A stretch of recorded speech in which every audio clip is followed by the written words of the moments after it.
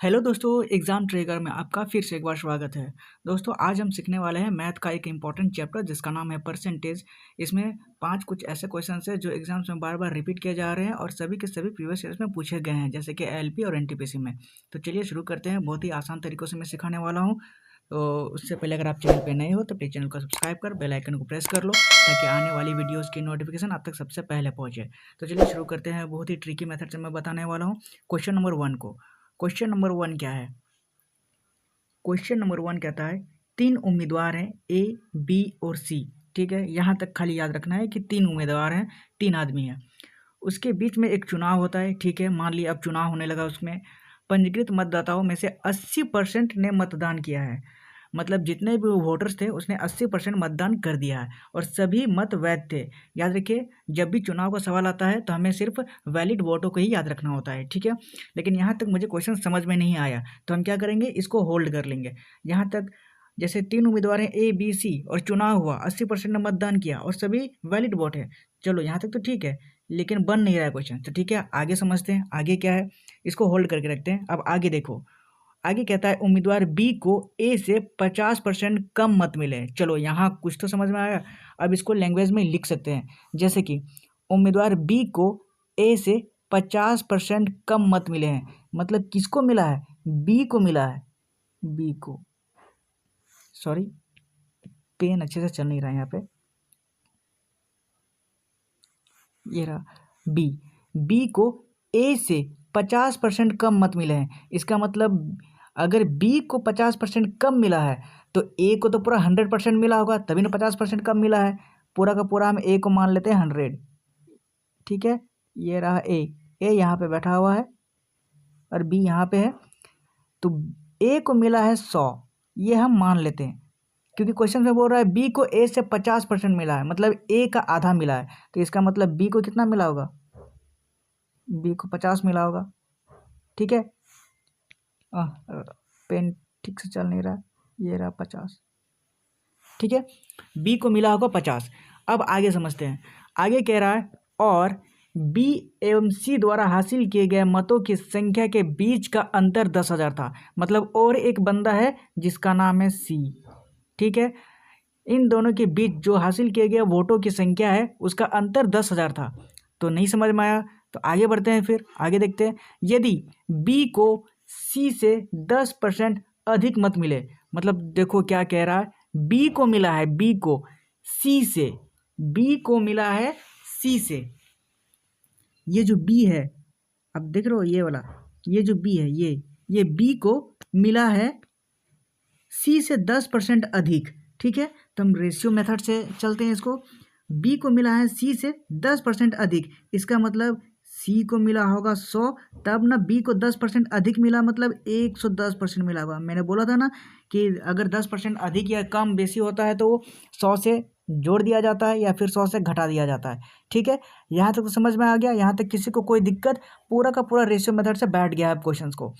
अब आसानी से समझते हैं। जो भी क्वेश्चंस में बोला है मैंने सेम टू सेम उसको लिख दिया है। देखो सेकंड लाइन में क्या कहता है, बी को ए से 50% कम वोट मिले हैं। कम वोट मिला है मतलब क्या है? कम वोट मिला है मतलब ए को मिला ए को मिला 100 और बी को मिला 50। ठीक है, मैंने लिख दिया।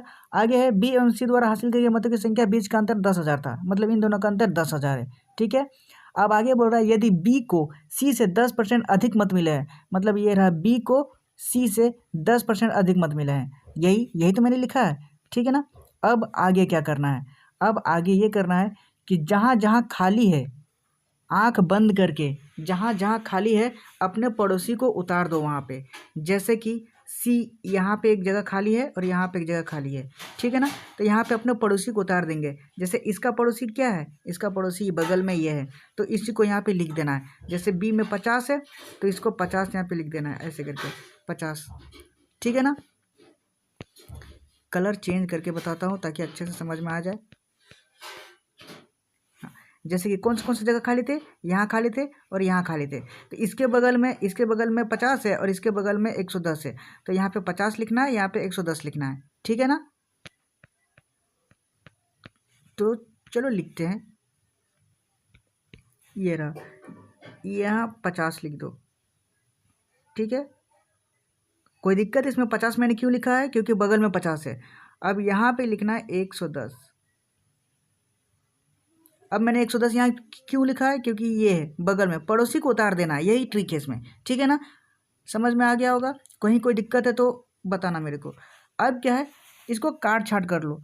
काट छाट कैसे करना है, मतलब ऊपर नीचे अगर जहीं भी कट रहा हो उसको काट लेंगे, क्योंकि ये बड़े बड़े अंक है, उसको छोटा करना होता है। अगर कट रहा है तो काट देंगे, नहीं कट रहा है तो नहीं काटेंगे। तो क्या करना है, चलो अगर कट रहा है तो काट देते हैं। जैसे कि ऊपर 50 से 50 से 50 है, ये तो कट ही जा रहा है, ये एक बार में कट जाएगा, ये भी एक बार में कट जाएगा, और ये 2 बार में कट जाएगा। किससे, 50 से, ठीक है। मैंने 50 से काट दिया, लेकिन ऊपर क्या क्या बचा, एक बचा, एक बचा और 2 बचा, ठीक है, यही तो बचा ही है। उसके बाद नीचे भी कट जाएगा। नीचे कैसे कटेगा, कैसे कटेगा, जीरो से, जीरो जीरो कट जाएगा, सिर्फ जीरो कटेगा, एक जीरो और एक जीरो, यही कट जाएगा, ठीक है। तो अब देखो अब क्या बचा है, अब मैं बता रहा हूँ, इसमें बचा है एक बचा, एक बचा और यहाँ पे 2 बचा, नीचे 10 बचा, यहाँ 11 बचा और यहाँ पे 11 बचा, ठीक है। तो अब इन तीनों को मल्टीप्लाई कर देंगे, ठीक है ना। मल्टीप्लाई करके नीचे लिखना होता है, याद रखना।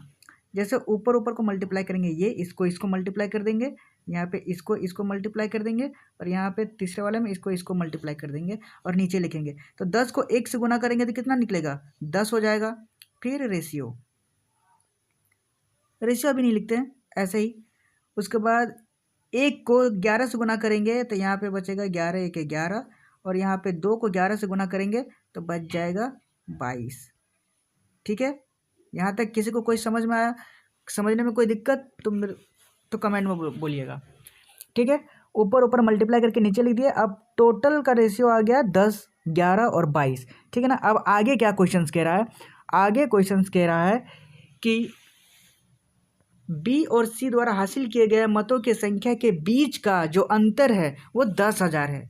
देखो अंतर बता रहा है, अंतर 10,000 है। किसका किसका बता रहा है, बी और सी का। ऊपर में देखो बी और सी, यहाँ पे ये देखो बी और सी द्वारा हासिल किए गए मतों की संख्या के बीच का अंतर जो है वो 10,000 है। 10,000 है, मतलब ये रहा बी और ये रहा सी, ठीक है ना। इनका बीच का अंतर 10,000 है, लेकिन मेरे यहाँ तो सिर्फ एक ही दिख रहा है, 10 और 11 के बीच में अंतर एक ही ना है, और एक ही के अंतर का जो है वो 10,000 दिया हुआ है, जो कि क्वेश्चंस में है, ठीक है। चलो मैंने उतार लिया, एक की वैल्यू दी हुई है 10,000। अब आगे क्या कह रहा है, आगे यहाँ तक तो अब लास्ट आगे बोल रहा है मतदाता सूची में पंजीकृत मतदाताओं की संख्या कितनी है, मतलब टोटल की संख्या निकालनी है। लेकिन अब जो मुझे पहले क्वेश्चन में समझ में नहीं आया था उस लैंग्वेज को पढ़ेंगे, क्योंकि यहाँ तक तो सारे बैठ गए। अब पहले क्वेश्चन पे आओ, पहले सेंटेंस पे, पहले लाइन पे। तीनों उम्मीदवार ए बी और सी के बीच के एक चुनाव में जो पंजीकृत मतदाताओं में से 80% ने मतदान किया है, 80% ने मतदान किया है, टोटल 80% ने मतदान किया है, ठीक है, वैध मत। तो हम क्या करेंगे, जैसे ए बी और सी तीनों को वोट कितने मिले हैं, तो इनको जोड़ दो, ये 10 को 11 से जोड़ दो और 11 से, ये टोटल वोट हो गया। तो टोटल वोट हो गया कितने, इनको प्लस करके लिख दो, प्लस करके कितना आता है 22 22 11 22 11 33 और 10 43, 43 हो जाएगा टोटल वोट। टोटल वोट 43 हो गया। और एक की वैल्यू अगर 10,000 है, माने एक यूनिट की, तो टोटल की वैल्यू कितनी हो जाएगी, तो 10,000 को गुना कर दो, 10 1 2 3 4, इनको गुना करते हैं तो कितना निकलता है 43,000, ये रहा 43,000, ठीक है। सॉरी 4,30,000, 4,30,000, 4 जीरो है, 43 4 जीरो 30,000। अब ये क्या निकला, अब दोस्तों ये समझो कि ये क्या निकला है, ये 80% वैध मतों का निकला है, 80%। ये जो 4,30,000 है 80% का वोट का मिला है, 80% जो वोट है वो इसका है। तो हमें निकालना क्या है, हमें निकालना है मतदाता सूची में टोटल मतदाताओं की संख्या। तो 80% ही ना है, तो बाकी 20% कहाँ गया, तो टोटल तो 100% ही ना निकालना है। तो ये लग 4,30,000 है वो 100% का निकला है, ठीक है ना। तो मैं आगे इसको मिटा के समझाता हूँ, यहाँ तक तो किसी को कोई दिक्कत नहीं है ना, यहाँ तक समझने में कोई दिक्कत, इसको मिटा रहा हूँ। आप स्क्रीनशॉट ले सकते हो, आप स्क्रीनशॉट ले सकते हो, क्योंकि मैं इसे दोबारा रिपीट करके कैसे बताऊँगा अगर मिटा दूंगा तो 100 जैसे 80% 4,30,000 निकल गया ना, तो मैं एक बार इसको रिपीट कर देता हूँ, उसके बाद आगे मैं डायरेक्ट आंसर निकालूंगा। दोस्तों क्या है कि क्वेश्चंस में 3 उम्मीदवार थे ए, बी और सी। जैसे कि बी को ए से 50% कम मिला तो 100 लिख दिया, 50 लिख दिए और यहाँ पे बगल वाले पड़ोसी को उतार दिए रेशियो मेथड में। यहाँ तक काट छाट के नीचे निकाल दिए, 10, 11 और 22 निकला। 10, 11, 22 तो टोटल वोट कितना निकला? 22, 11, 10 दोनों को, तीनों को जोड़ देंगे तो 43 निकला। और हमारे 1 यूनिट की वैल्यू दी होगी 10,000। 10,000 दी हुई बी और सी के बीच का अंतर, तो अंतर तो हमारी 1 है, तो 1 की वैल्यू 10,000 निकल गई। तो टोटल वोट कितने हो गए? 4,30,000। ये जो 4,30,000 है वह वैध मतों का निकला है कितना? 80% का, जो कि ऊपर में है। ठीक है, तो अब इसको मिटा रहा हूँ मैं, अब आगे अच्छे से समझा रहा हूँ।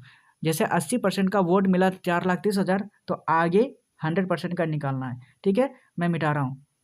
ये रहा हमारा कितना निकला था आंसर? 80% का। ये रहा 80% का, कितना निकला था? 4,30,000। 30, 1, 2, 3, 4, 4,30,000। लेकिन हमें तो निकालना है 100% का ना, 100% का निकालना है। तो 100 गुने 4,30,000, 1, 2, 3 और भी जीरो होगा 4। ठीक है, 4 जीरो तो हो गए। उसके बाद 80 से गुना कर दो, बस यही हमारा राइट आंसर हो जाएगा। पूरा 100% मतदाताओं की संख्या निकल जाएगी। तो अब इसको गुना कैसे करना है? तो इसको काटो, ये तो भाग है, गुना भाग, ये तो सभी को आता है।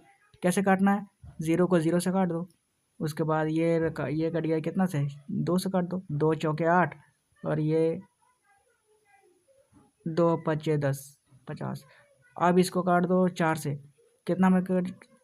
4 दह 40, 0 1 0, 7 बार में कट दिया 28, 35, 0 हो गया। अब बस इसको मल्टीप्लाई कर दो, इसको मल्टीप्लाई कर दो, किसको किसको? हो गया, यही तो कट गया। सॉरी, कलर अच्छा से लेते हैं, ये कलर ले लो। ये इसको और इसको मल्टीप्लाई कर दो, आंसर हमारा यही आ गया। 5 पचे 25, 25 के 5, हाथ में 2, 5 7 पचे 35, 37, 37 के 7, हाथ में 3, 5 3, 5 के 5, 537500, 537500, यही हमारा राइट आंसर है। कहाँ है? ऑप्शन में खोजो, 537500। ये रहा option number B. Option number B हमारा राइट आंसर हो जाएगा। देखा कितनी आसानी से मैंने इसको बताया। मैंने बताने में देर की है, लेकिन आपको बनाने में देर नहीं लगेगी, आपको सिर्फ समझना है, क्योंकि समझने में ही तो टाइम लगता है। भले ही मैंने देर से समझाया है, लेकिन बहुत ही एक एक छोटी छोटी चीज़ों को समझाया है। तो जैसे आप समझ जाते हो, इसको आप तुरंत बना लोगे, तुरंत एकदम मिनटों में बना लोगे। ठीक है ना? मिनटों में नहीं, सेकंडों में बना सकते हो आप, बस खाली पेन पेपर की भी ज़रूरत नहीं पड़ेगी। आगे बढ़ते हैं क्वेश्चन नंबर 2। यहाँ तक तो कोई दिक्कत नहीं है ना? क्वेश्चन नंबर 1 में सारे के सारे समझ में आ गए होंगे। आगे क्वेश्चन नंबर 2 समझाने की कोशिश करता हूँ, अगर नहीं आए तो फिर एक बार दोबारा रिपीट दे सकते हो। सारे के सारे इंपॉर्टेंट क्वेश्चन है, याद रखना। आगे बढ़ते हैं क्वेश्चन नंबर 2 की ओर। क्वेश्चन नंबर 2 समझाने की कोशिश करता हूँ। बढ़ते हैं क्वेश्चन नंबर 2 की ओर। क्या है? ये रहा क्वेश्चन नंबर 2। मुझे सिर्फ परसेंटेज सिखाना है, ये नहीं कि क्या आया क्या नहीं आया, बस परसेंटेज को कैसे बनाते हैं वो मैं बता रहा हूँ, और कैसे ट्रिकी सॉल्व से बनाते हैं वो मैं बता रहा हूँ। ठीक है ना? आप सिर्फ परसेंटेज को सीखो यहाँ पे। Question number 2। क्वेश्चन नंबर 2 क्या कह रहा है? क्वेश्चन नंबर 2 कह रहा है, एक पंचायत के चुनाव में एक निर्दलीय उम्मीदवार को डाले गए कुल मतों का 28% प्राप्त हुआ है। 28% प्राप्त हुआ है एक निर्दलीय उम्मीदवार को। ठीक है ना? वोट मिला है उसको 28%, और वो उसे विजेता भी घोषित किया है। मतलब उसको 28% वोट जो मिला है उससे वो जीत भी गया है। ठीक है, यहाँ तक तो क्लियर है? यहाँ तक समझ में आ गया कि एक उम्मीदवार है जिसको 28% वोट मिला है और उससे भी जीत भी गया है। लेकिन शेष देखिए, शेष माने बाकी के वोट, बाकी मत 3 राष्ट्रीय दल, मतलब और एक है, एक निर्दलीय दल है तो एक राष्ट्रीय दल भी है। शेष मत जो बाकी के वोट है, जैसे 28% है तो 100 में से 28% तो इसको मिला तो जीत गया, बाकी के परसेंटेज वोट भी तो है।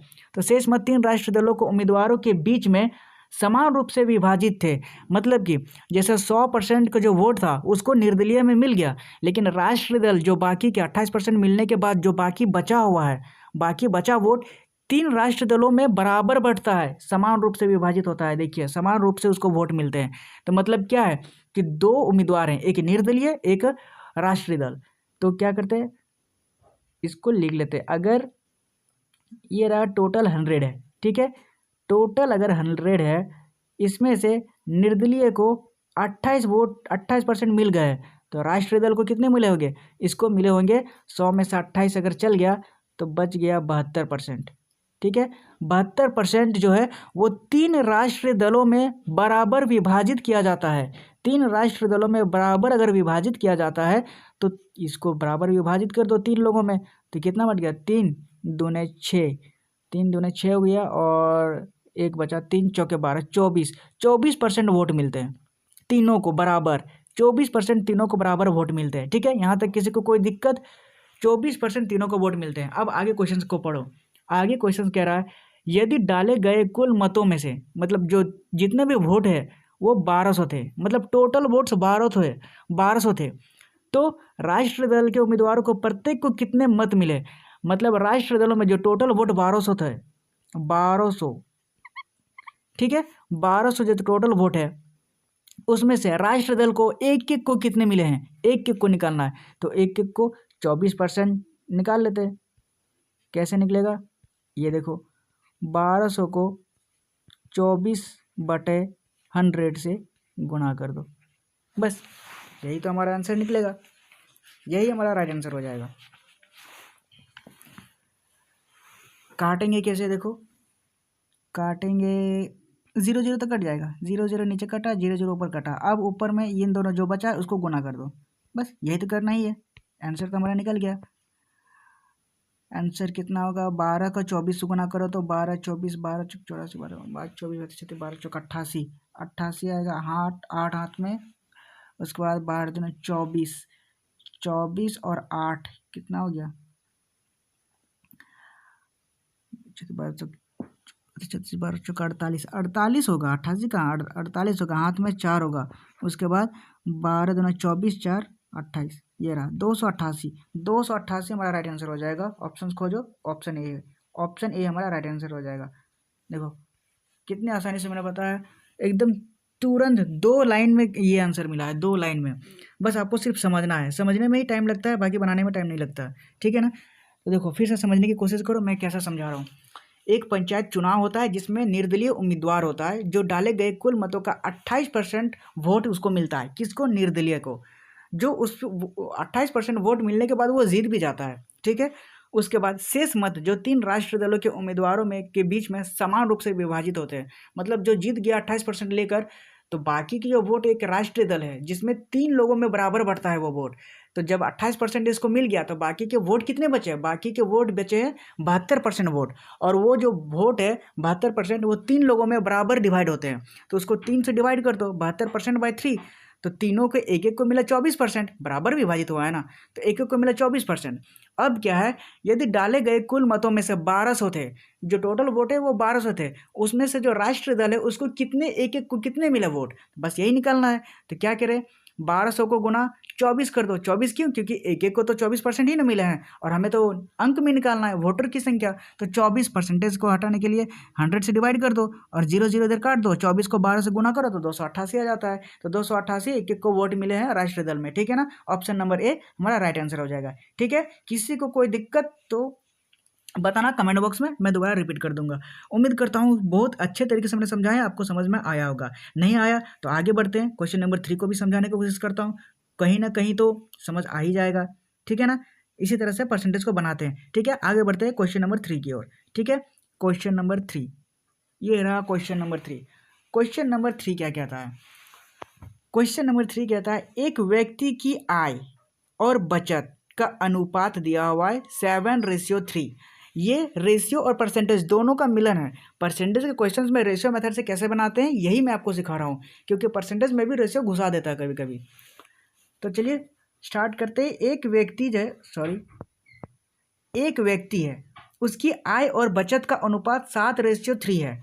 तो सबसे पहले जब भी आय और बचत का सवाल हो हम पूरा प्रॉपर लिखेंगे उसको, आय बचत खर्चा जो भी है वो लिख लेंगे, तभी हम आसानी से बना सकते हैं, वरना ये पॉसिबल आसानी से नहीं होगा। ठीक है, मतलब कलम कॉपी की ज़रूरत पड़ेगी। जैसे कि आय लिख लो, पहले आय, ये लिखा नहीं जा रहा है। आय बचत और आय खर्चा बचत, आय पहले लिख लो, ये रहा आय, ये आय, उसके बाद खर्च लिखो, खर्च, उसके बाद बचत लिखो।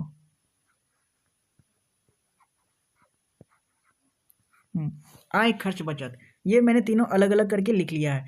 क्यों? क्योंकि हमें रेशियो मेथड से बनाना है ना, इसलिए।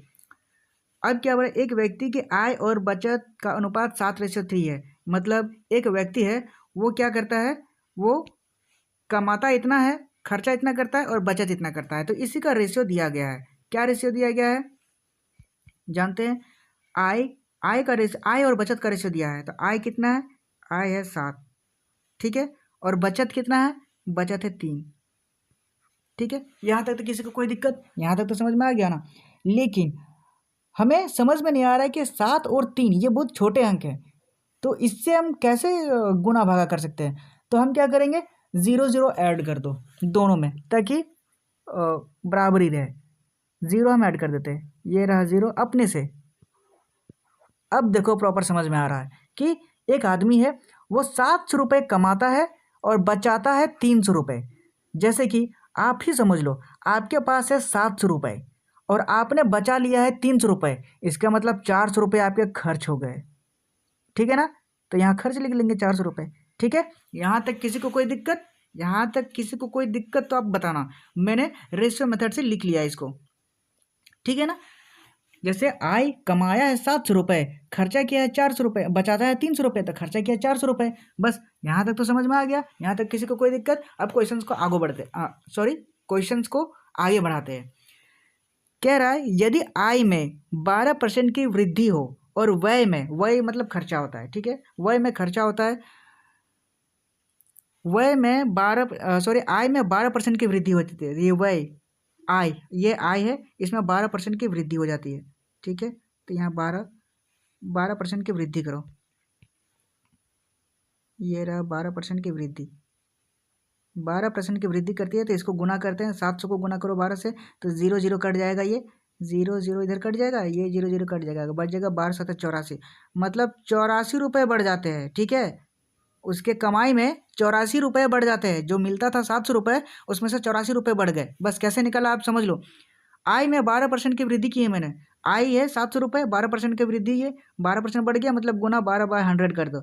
0 0 को 700 से काट दो, 0 0 और 12 7 84 हो गया, ठीक है। यहाँ तक किसी को कोई दिक्कत? समझ में आ गया। अब क्या है कि उसके व्यय मतलब होता है उसका खर्चा में 8% की वृद्धि हो जाती है। 8% की वृद्धि मतलब समझ रहे हो, जैसे खर्चा हो रहा था 400 रुपये, लेकिन ये 8% बढ़ा देता है। 8% बढ़ा देता है मतलब क्या करता है, ये 8% बढ़ा देता है, मतलब 8/100 कर देता है। पेन ठीक से चल नहीं रहा है, ये रहा 8, ये रहा, ठीक। 8% की वृद्धि हो जाती है। इसको मल्टीप्लाई कर दो 400 से, क्या करेंगे, ये 0 गया, ये 0 गया, ये 0 गया और ये 0 गया। अब बचा 800, 8 चौके 32, यानी कि यहाँ पे क्या हुआ है, यहाँ पे 32 रुपये ज़्यादा खर्च करने लगा है। यही इतना ही बढ़ोतरी हुई है क्वेश्चन के अनुसार। जैसे कि यदि आय में 12% की वृद्धि हुई है, मतलब आय 700 कमा रहा था, 12% की वृद्धि होने के बाद 84 रुपये ज़्यादा कमाने लगा, मतलब 784 रुपये।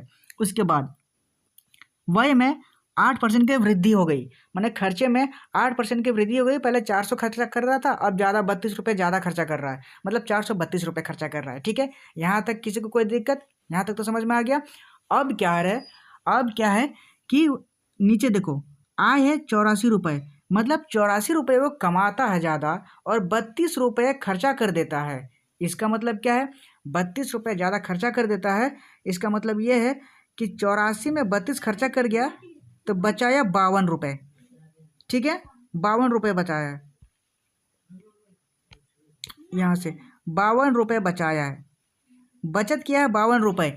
52 रुपये अगर बचत किया है, कितना में से बचत किया है, वो 300 में बचत किया है। 300 रुपये, वो जो पहले बचाता था 300 रुपये, उसमें से ही बचत किया है। कितना? 300 रुपये, 52 रुपये बचत किया है। 300 रुपये वो बचत करता था, लेकिन अब नहीं कर रहा है, क्योंकि उसका बढ़ गया था ना पैसा, 784 रुपये बढ़ गए, फिर 432 रुपये खर्चा करने लगा, तो बचाता कितना है, अब 352 रुपये बचाने लगे। तो इसको परसेंटेज में निकालना है, तो कैसे निकालेंगे, ये रहा 100 से गुना कर दो। अब क्या है, इसको 0 0 मार धाड़ के 1 कर दो, ये 0 कटा, ये 0 कटा, ये 0 कटा, ये 0 कटा। अब इसको गुना कर दो, भाग कर दो, 3 3 1 3, ये बचा 2, 3 7 21, 17, 17.3, 17.3 आ जाएगा। 17.3% ही बचत करता है, यही इतनी परसेंट की बढ़ोतरी हुई है। कहाँ है ऑप्शन में? देखो option number A. Option number A हमारा राइट आंसर हो जाएगा। ऑप्शन नंबर ए हमारा राइट आंसर हो जाएगा। मैंने कैसे निकाला, आपको कहीं कोई दिक्कत तो नहीं हुई समझने में? मैं फिर से समझाने की कोशिश करता हूँ कि एक व्यक्ति है, आय और बचत का अनुपात उसका दिया हुआ है। तो मैंने आय लिख लिया, खर्चा लिख लिया और बचत लिख लिया, तीनों अलग अलग पार्ट में। अब वो कमाता है सात रुपये और बचत करता है 3 रुपये, लेकिन 7 और 3 रुपये से बात नहीं बन रही थी, तो मैंने 0 0 ऐड कर दिया, क्योंकि इससे आसानी से समझ में आ जाएगा। तो सभी में 0 0 ऐड कर दिया। तो 0 0 ऐड कर दिया तो 700 रुपये कमाता है और बचाता है 300 रुपये। इसका मतलब खर्चा कितना किया होगा? खर्चा किया होगा 400 रुपये। चलो यहाँ तक तो निकल गया। अब आगे क्वेश्चन कह रहा है कि आय में 12% की वृद्धि हो गई थी, तो 700 रुपये में 12% को वृद्धि कर दो, बढ़ा दो, तो कितना निकलेगा? 12/100 का 100 0 0 और 7 का 0 0 काट दो, 12×7 = 84। मतलब पहले 700 कमाता था, अब 84 रुपये ज़्यादा कमाने लगा, मतलब 784 रुपये। लेकिन हमें बढ़ी हुई सिर्फ निकला है, बढ़ी हुई सिर्फ निकालना है, इसलिए सिर्फ 84 लिखे हैं प्लस करके, ठीक है ना। उसके बाद आगे है, उसके व्यय में 8% की वृद्धि होती है। व्यय मतलब खर्चा होता है। उसके खर्चे में 8% की वृद्धि हुई, मतलब 400 रुपये जो कमा रहा था उसमें से 8% और ज़्यादा खर्चा कर रहा है। तो कितना कर रहा है? 8/100 गुणे 400 कर देंगे, 0 0 के 400 से 0 0 कर देंगे, 8 चौका 32, मतलब अब 432 रुपये खर्चा करने लगा, मतलब 32 रुपये ज़्यादा खर्चा करने लगा है, ठीक है। अब पूरा ओवरऑल देखेंगे कि कमाता है 84 रुपये ज़्यादा, खर्चा करता है 32 रुपये ज़्यादा।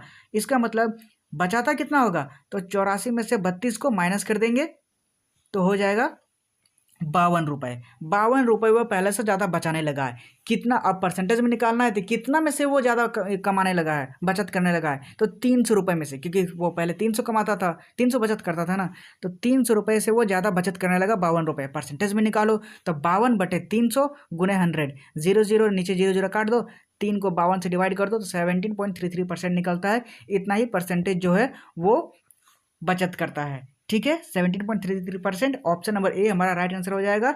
एनटीपीसी में पूछा गया है, ख्याल रखिएगा इस बात का। और परसेंटेज के क्वेश्चंस को ऐसे ही सॉल्व करते हैं, रेशियो मेथड घुसा के, यही मैं समझाने की कोशिश कर रहा हूँ, ठीक है ना।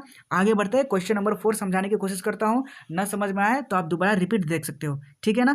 क्वेश्चन नंबर 4 की ओर चलते हैं। ये रहा क्वेश्चन नंबर 4, ये रहा क्वेश्चन नंबर 4। कह रहा है, बहुत ही आसान तरीके से मैं बताना है, और भले ही बताने में टाइम लग रहा है, लेकिन आपको समझने में टाइम नहीं लगेगा, ठीक है। क्वेश्चन कह रहा है, दिया गया है, ठीक है, क्या? एक्स दिया गया है, एक्स की आय का 15%, ठीक है। लिख लेते हैं इसको, यहाँ तक तो समझ में आ ही रहा है।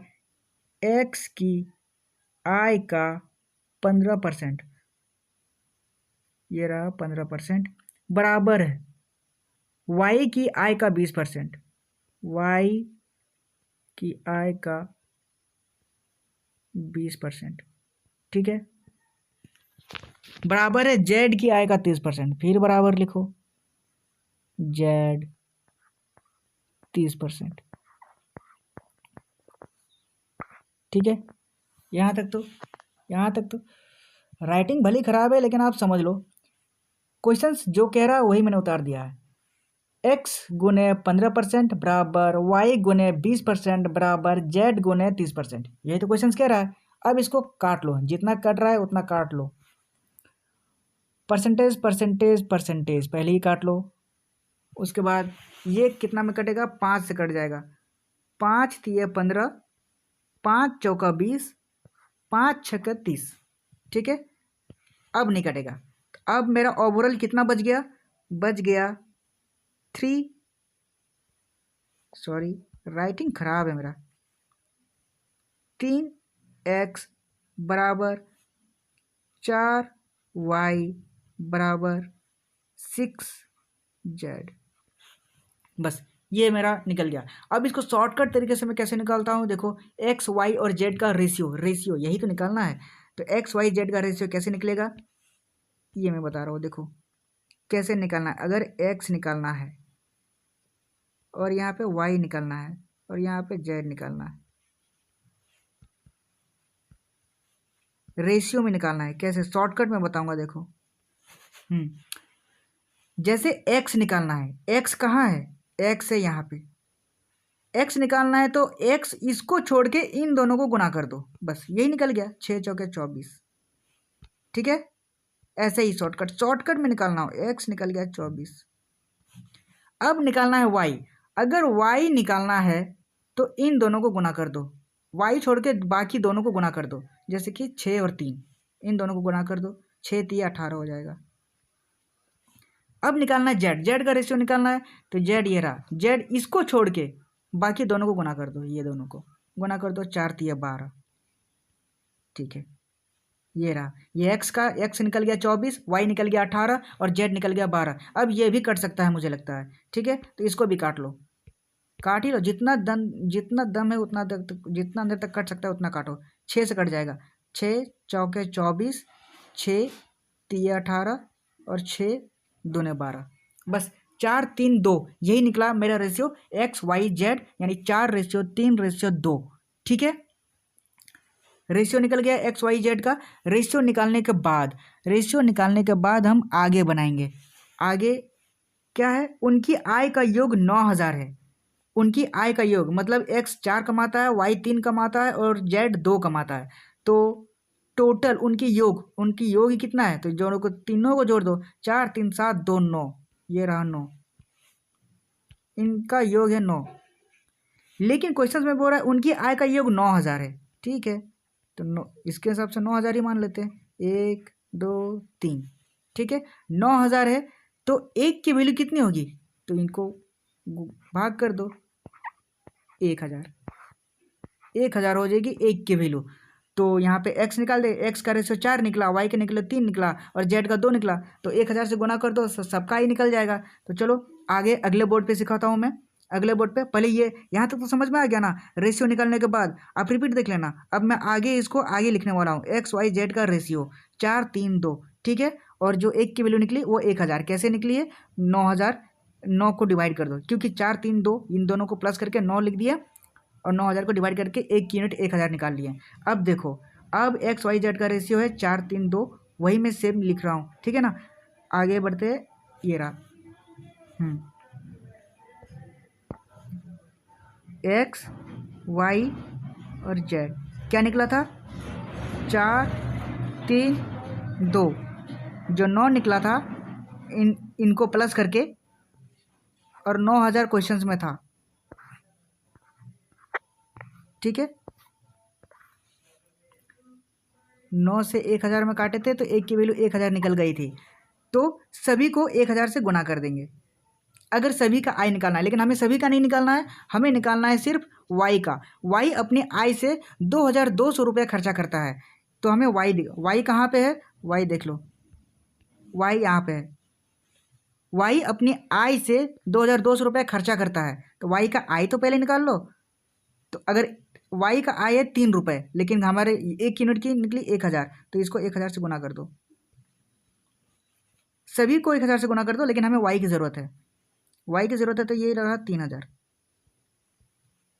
3000 निकल गया। वाई कितना कमाता है, 3000 कमाता है। ठीक है, वाई 3000 रुपये कमाया, लेकिन यहाँ पे बोल रहा है कि वाई अपनी आय से 2200 रुपये खर्चा कर देता है। 3000 कमाया और 2200 खर्चा कर दिया, 2200 खर्चा कर दिया। तो ठीक है, तो अब आगे क्वेश्चन, वाई की बचत क्या है, तो उसके पास बचा ही कितना होगा, कमाल है, 3000 रुपये खर्चा कमा लिया, 2200 खर्चा कर लिया, तो बचाया कितना, वो बचाया 800 रुपये। इतना तो सभी को पता है, 3000 रुपये वो कमाता है, 2200 रुपये खर्चा कर दिया, तो 800 रुपये बचा, यही तो निकालना है हमें, यही तो आंसर है हमारा राइट, ऑप्शन सी। देख लो ऑप्शन नंबर सी।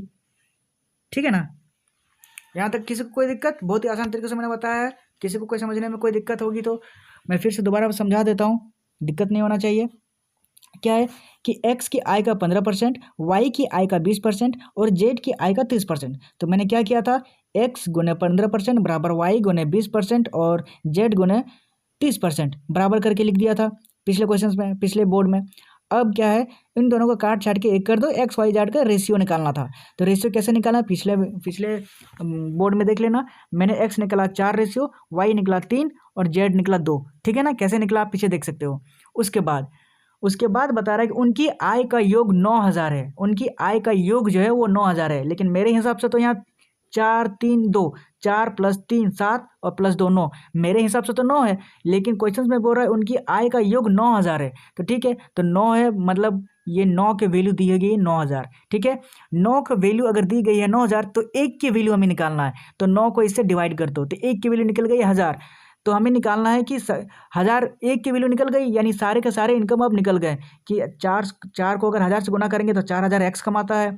इसी तरह से y3, मतलब अपनी वाई अपनी आय से 2002 से खर्च करता है, यानी हमें वाई के बारे में पूछ रहा है, तो हमें सिर्फ वाई की आय निकालना है। तो वाई कितना कमाता है? 3 रुपये, लेकिन हाँ, 1 यूनिट की वैल्यू कितनी दी गई है? 1 की दी गई है 1000। तो यहाँ 3 है, तो 3 को 1000 से गुना करेंगे तो 3000। ये रहा मासिक आय। वाई इतना ही कमाता है, 3000 रुपये, लेकिन बोल रहा है कि 2002 से खर्चा कर देता है। 3000 कमाया, 2002 से खर्चा कर दिया, तो बचा 800 रुपये, और यही तो हमें निकालना है। यही तो हमारा राइट आंसर सी हो जाएगा। ठीक है ना, समझ में आ गया? इसमें कोई किसी को कोई दिक्कत नहीं होना चाहिए। मैंने बहुत अच्छे तरीके से समझाया है। ठीक है, अगर कुछ दिक्कत हो तो आप रिपीट देख सकते हो। उम्मीद करता हूँ समझ में आ गया होगा। आगे बढ़ते हैं क्वेश्चन नंबर 5 की ओर। ठीक है, क्वेश्चन नंबर 5 समझाने की कोशिश करता हूँ। ये रहा क्वेश्चन नंबर 5। क्या कह रहा है? एक व्यक्ति है, ठीक है, इसमें भी एक व्यक्ति है जिसका मासिक आय है 15,400। ठीक है, वो 15,400 रुपये कमाता है महीना में। ठीक है, महीना में कमाता है, और उसका मासिक व्यय मतलब खर्चा होता है। वो कमाया 15,400 रुपये और खर्चा कर देता है 7,200 रुपये। ठीक है, तो जैसे ही आय, खर्चा और बचत का क्वेश्चन आए तो आप लोग आराम से लिख लेना पहले आय, खर्चा और बचत, क्योंकि रेशियो मेथड करना है, इसलिए आय, खर्चा, बचत आराम से लिख लेना है ऊपर में। जैसे पहले आय लिखो, ये रहा आय, राइटिंग खराब है एडजस्ट कर लेना। आय, ये रहा खर्चा, उसके बाद ये रहा बचत।